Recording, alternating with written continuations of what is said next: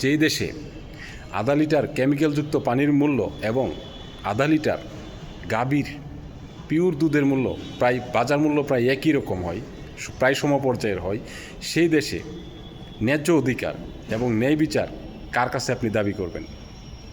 আমি বলতে চাই, আমার দেশের কৃষক যাদের নিয়ে কেউ কথা বলে না, যাদের অক্লান্ত পরিশ্রম, যাদের ক্লান্তিহীন পরিশ্রম এবং নিঃস্বার্থ ভালোবাসার জন্যে আমার দেশের অর্থনীতি টিকে আছে, তাদের নিয়ে কেউ কথা বলে না। আপনি দেখেন, বাজারে যদি কোনো কারণে কোনো কৃষি পণ্য যেটা কৃষক কর্তৃক সরাসরি হাতে চলে আসে, যেমন ধরেন কাঁচামরিচ অথবা বেগুনের দাম যদি কোনো কারণে 10 টাকা বেড়ে যায়, তাহলে পুরো দেশে একটা হইচই পড়ে যায়, কারণ এই টাকাটা কৃষক হয়তো পেয়ে যাবে। কিন্তু আপনি দেখেন 600 টাকার এলপি গ্যাস যখন বোতলজাত করে 1500 টাকায় 1400 টাকায় বিক্রি হচ্ছে, তখন কারো কোনো মাথা ব্যথা নেই। পেট্রোলের দাম, ডিজেল, অকটেন জ্বালানিগুলোর দাম যখন আকাশচুম্বী হয়ে যাচ্ছে, তখন কারো কোনো মাথা ব্যথা নেই। আপনি দেখেন, যখন ওষুধের দাম, বিভিন্ন পার্টসের দাম, তারপরে আরও অনেক সামগ্রী আছে যেগুলোর দাম অনেক বেশি হয়ে যাচ্ছে, বাজার মূল্য থেকে অনেক বেশি, আন্তর্জাতিক বাজার থেকে অনেক বেশি, কেউ মাথা ব্যথা নেই। শুধু মাথা ব্যথা শুরু হয় তখনই যখন আপনার কৃষিক্ষেত্রে আপনি ঋণ দিতে যাবেন, যখন একজন কৃষককে ঋণ দিতে যাবেন, তখন সে ঋণ পাবে 20,000 টাকা। যখন চুরিধারি করে বড় বড় মানে দুর্নীতি করে যখন রাষ্ট্রকে অকেজো করে, তখন তাদেরকে ঋণ দেওয়া হয় 2,000 কোটি 4,000 কোটি টাকা। তাহলে এই কৃষকের কথা কে ভাবছে? কেউ কি ভাবে কখনো? আমার জাতিকে, আমার দেশকে, আমার এই মাতৃভূমিকে, যাদের অক্লান্ত পরিশ্রমে, যাদের নিঃস্বার্থ ভালোবাসায় টিকে আছে, তাদের কথা কেউ কখনো ভেবেছে? আপনি দেখেন, বিগত 20 বছরের ভিতরে বিভিন্ন দল, বিভিন্ন সরকারি চাকরিজীবী থেকে শুরু করে বিভিন্ন সংগঠন, বিভিন্ন জনগোষ্ঠী বিভিন্নভাবে তাদের অধিকারের জন্য আন্দোলন করেছে, অধিকার আদায়ের জন্য চেষ্টা করেছে।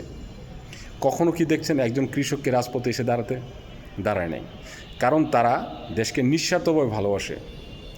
তারা এটা ভালো করেই জানে যে আমার দেশের কি অবস্থা। আগুনে ঘি ডালতে তারা নারাজ। আমি আরও বলতে চাই তাদেরকে, যারা এখন সাহেব বাবু হয়ে সরকারের বিভিন্ন দপ্তরে বসে আছেন, আপনারা কৃষকের নাম শুনলেই নাক ছিটকান, মনে হয় যে আপনার গায়ে বুঝি ময়লা লেগে গেল। আপনি একবার ভেবে চিনতে দেখেন তো, আজ থেকে 30-40 বছর আগে আপনার পূর্বপুরুষ যারা ছিলেন সবাই কৃষক ছিলেন, সবার কাঁধে জোয়াল ছিল, লাঙ্গল ছিল, সামনে 2টা গরু ছিল, হাল চাষ করতেন তারা। তো এই কৃষক পরিবার থেকে আপনি এসে তাদের কথা বেমালুম কেন ভুলে যাচ্ছেন? কেন ভুলে যান?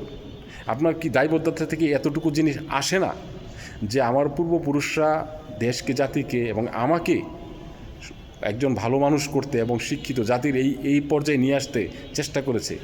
সেই কৃষকদের জন্য কথা বলি।